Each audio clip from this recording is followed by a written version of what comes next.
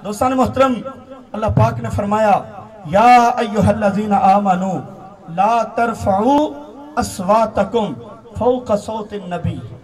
ए ईमान वालो, अपनी आवाजों को मेरे नबी अलैहिस्सलाम की आवाज से ऊंचा ना करो। बोलिए, ऊंचा ना करो। वला तजहरू लहू बिलकौल कजहरि बअदिकुम लिबाद। और जैसे तुम एक दूसरे को पुकारते हो उस तरीके से भी मेरे नबी को तुम ना पुकारा करो। अन तहबत आमालुकुम व अंतुम ला तशउरून। कहीं ऐसा ना हो कि तुम्हारे अमल जाया हो जाएं और तुम्हें खबर तक ना हो। यहां पर बात करूंगा, लेकिन इससे पहले एक इंतहाई काबिल तवज्जो बात करना चाहूंगा। हुजूर के सहाबा के सामने जब कुरान की ये आयतें थी तो सहाबा हुजूर का कितना अदब एहतराम किया। कुछ अंसार हुजूर की बारगाह में हाजिर हो गए, अर्ज करते हैं हुजूर हमारा ऊंट पागल हो गया है, हमारा ऊंट पागल हो गया। अब बताइए, एक डॉक्टर हो, इंसानों का डॉक्टर, उसको कहा जाए कि जनाब हमारा जानवर पागल हो गया है, तो क्या ये बात ठीक है, मुनासिब है? कोई इंसानों का तबीब हो, हकीम हो, उसके सामने बंदा कहे कि जनाब हमारा जानवर पागल हो गया, उसकी दवाई बताएं, तो यार ये कोई बात बनती है? कोई डॉक्टर है नहीं, उसके सामने कहा जाए कि जनाब आप हमें मेडिसिन लिख के दें, तो ये बात बनती है? नहीं बनती। लेकिन सहाबा किराम समझते थे कि जब भी कोई मुश्किल मकाम आता है तो हुजूर ही हमारे काम आते हैं। हुजूर की बारगाह में हाजिर हो गए दो अंसार सहाबी, अर्ज करते हैं आका हमारा ऊंट पागल हो गया। हुजूर ने फरमाया, फिर अर्ज की आका बस आपके सिवा उसको कोई सही नहीं कर सकता, हुजूर तशरीफ लाइए। हुजूर ने फरमाया चलो। हुजूर तशरीफ ले गए। जब ऊंट के करीब जाने लगे ना, तो जाहिर है सरकश ऊंट और काटने वाला बोला ऊंट है, तो जाहिर है वो काटेगा, पागल हो गया। हुजूर उसके करीब जाने लगे। सहाबा ने अर्ज किया, आका ये ऊंट बड़ा सरकश है, जो इसके करीब जाता है उसको काटता है। हुजूर ने फरमाया मुझे ये नहीं काट सकता, मुझे ये नहीं काट सकता। हुजूर और करीब गए, वो सरकश ऊंट जो लोगों को काटता था हुजूर की बारगाह में अपनी जबीने न्याज को रख के सजदे में गिर गया, सजदे में गिर गया वो ऊंट।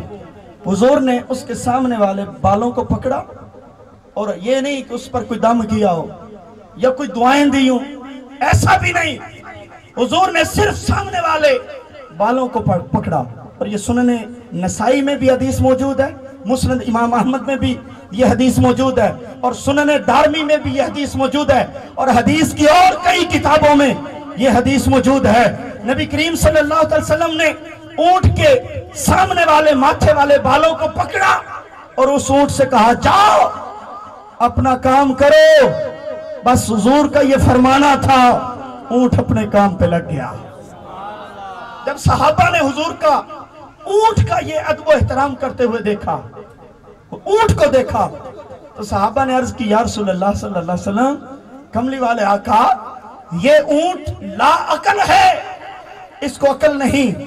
अगर ये आपको सजदे करता है तो हमारा दिल भी करता है हम आपको सजदा करें।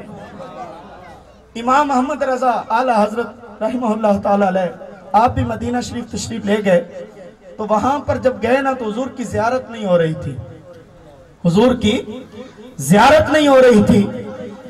तो अर्ज करते हैं, वो सुए लाल आजार फिरते हैं, तेरे दिन ए बहार फिरते हैं, कोई क्या पूछे तेरी बात रजा, तुझसे कुत्ते हजार फिरते हैं। इमाम अहमद रजा ने जब ये बात कही ना, तो रहमते मुस्तफी सल्लल्लाहु अलैहि वसल्लम जोश में आई। हुजूर ने जियारत का शर्फ दिया। हुजूर का चेहरा अनवर जब इमाम अहमद रजा के सामने आया, इमाम अहमद रजा कहते हैं, पेशे नजर है वो नौबहार, सजदे को दिल है बेकरार। पेशे नजर है वो नौबहार, सजदे को दिल है बेकरार। यही सहाबा की सुन्नत भी थी।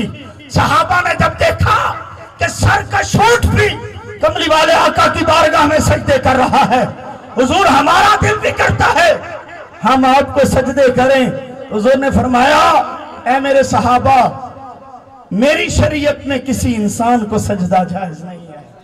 किसी इंसान को किसी इंसान का सजदा करना मेरी शरीयत में जायज नहीं। बस ये बात मेरे इमाम के सामने भी थी। कहा पेशे नजर है वो नौबहार, सजदे को दिल है बेकरार, रोकिए सर को रोकिए यही तो इम्तिहान है।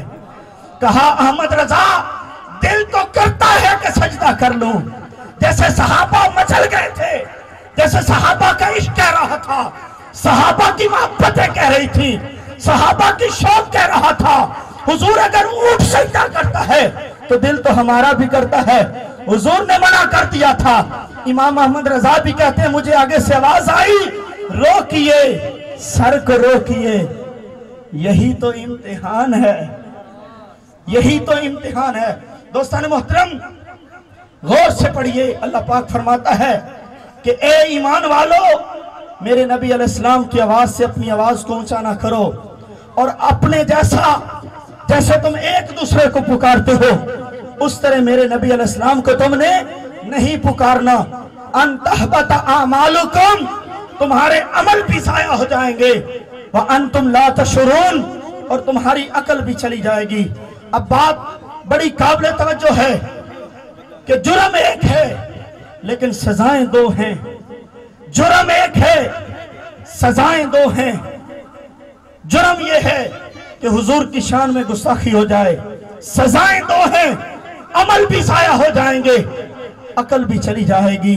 तुमने देखा नहीं कि मक्के में रहने वाला जिसको अबुल हिकमत कहा जाता था, लेकिन जब हुजूर की शान में गुस्ताखी की तो अबुल हिकमत नहीं अबू जहल बन गया, वो अबू जहल बन गया। और अब्दुल्ला बिन उबई जैसा मुनाफिक हुजूर के पीछे नमाजें भी पढ़ता रहा, लेकिन हुजूर की शान में जब गुस्ताखी की तो सारे अमल जाया हो गए। ये तो बेटे की बात है। इनका बाप जो जन्नत में रहता था इब्लीस, जब तज़ीमे आदम ना की तो अल्लाह पाक ने जन्नत से निकाल दिया, अल्लाह पाक ने जन्नत से निकाल दिया। अनतहबत आमालुकुम व अंतुम ला तशुरून, अमल भी जाया हो जाएंगे और अकल भी छीन ली जाएगी।